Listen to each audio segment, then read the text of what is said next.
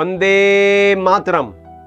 मेरे प्यारे देशवासियों, भारतीय स्वतंत्रता संग्राम में हम आज उड़ीसा यानी उड़ीसा में 19वीं शताब्दी के प्रारंभ में पाइक विद्रोह पर प्रकाश डाल रहे हैं।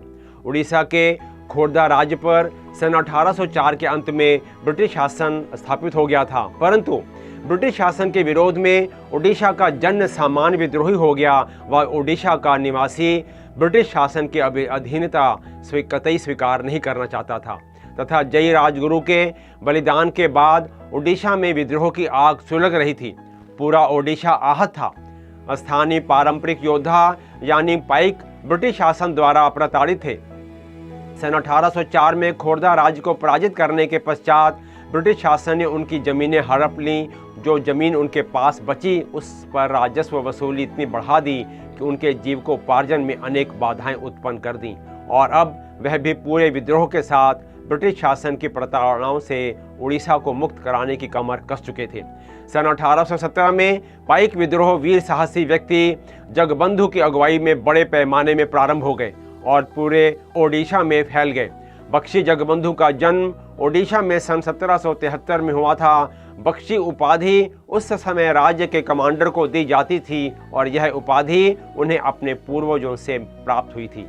पाइक वास्तव में ओडिशा की प्रारंभिक भूमिगत रक्षक सेना थी और वह योद्धा के रूप में स्थानीय लोगों में सेवा कार्य भी किया करते थे।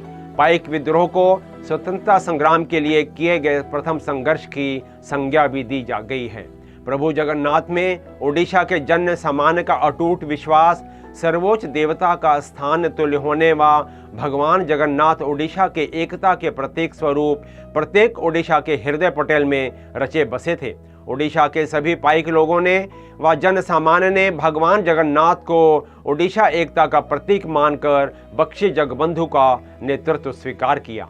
बख्शी जगबंधु ने सभी पाइक यानी स्थानीय पारंपरिक योद्धाओं को संगठित किया और उन्होंने ब्रिटिश शासन के विरोध में बिगुल फूंक दिया।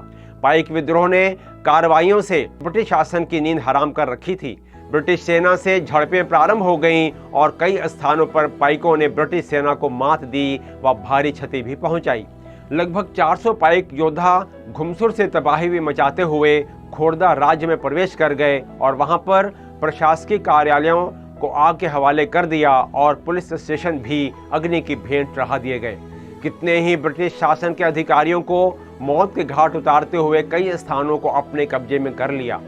लगभग 3 महीने तक यह संघर्ष चला, परंतु आधुनिक हथियारों के न होने व संगठन में तारतम्य की कमी होने के कारण पुरी में हुए जबरदस्त संघर्ष में ब्रिटिश सेना ने पाइकों को पराजित कर दिया और फिर ब्रिटिश शासन द्वारा यातनाओं का दौर प्रारंभ हो गया। असंख्य पाइकों को मृत्यु दंड दिया गया, कितनों को ही कठोर कारावास में डाल दिया गया, परंतु बख्शी जगबंधु का संघर्ष जारी रहा। सन 1825 में पाइक विद्रोह का सूत्रधार अग्रणी बख्शी जगबंधु को ब्रिटिश सेना ने हिरासत में ले लिया तथा सन 1829 में कटक में यह वीर योद्धा जेल में ही चिर निद्रा में लीन हो गया। पाइक विद्रोह में पिंडकी बाहु बालेंद्र ने भी अहम भूमिका अदा की थी। पिंडकी बाहु बालेंद्र पाइक सेना खोरदा के स्थानीय कमांडर थे और इन्होंने वीर साहसी बख्शी जगबंधु के साथ सन 1817 के पाइक विद्रोह में अग्रणी रहकर पाइक विद्रोह को सफल बनाने में पूरी ऊर्जा झोंक दी थी। पिंडकी बाहु बालेंद्र का जन्म ओडिशा में सन 1768 में हुआ था। पिंडकी बाहु बालेंद्र की गतिविधियों से ब्रिटिश शासन में खलबली मची रहती थी। वह ब्रिटिश शासन ने पिंडकी बाहु बालेंद्र के मनोबल पर चोट पहुंचाने के लिए इनको लुटेरा डाकू घोषित कर दिया था, परंतु पिंडकी बाहु बालेंद्र की कार्रवाइयों में कोई कमी नहीं आ रही थी। अंत में पिंडकी बाहु बालेंद्र पर अंकुश लगाने व पकड़ने के लिए 1000 रुपए का इनाम घोषित कर दिया गया।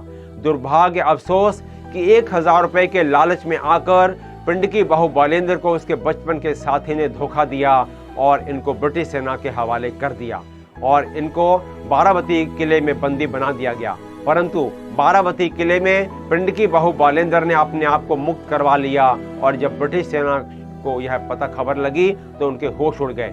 पिंडकी बाहु बालेंद्र को पुनः हिरासत में लेकर गोली मार दी गई।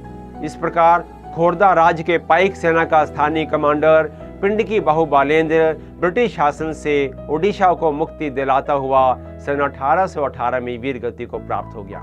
आज भुवनेश्वर में बख्शी जगबंधु की प्रतिमा उनके साहस व बलिदान की गाथा कहती है।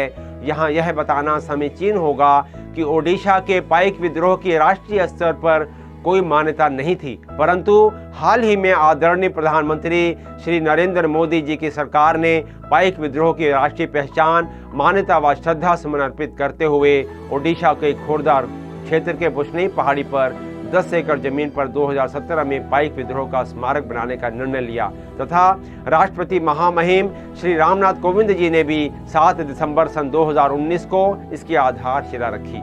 आभार व्यक्त करते हैं भारत सरकार का भी, जिन्होंने भारत की स्वतंत्रता के इतने वर्ष बाद पाइक विद्रोह के भारतीय स्वतंत्रता संग्राम में अमूल्य योगदान को याद किया। शत नमन करते हैं बख्शी जगबंधु व पिंडकी बहु बालेंद्र को उनके अप्रतिम साहस और स्वतंत्रता संग्राम में किए गए अमूल्य योगदान को।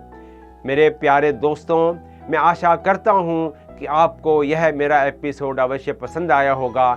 कृपया इसे लाइक, शेयर, सब्सक्राइब करें और साथ ही साथ बेल आइकन को भी प्रेस करना ना भूलें।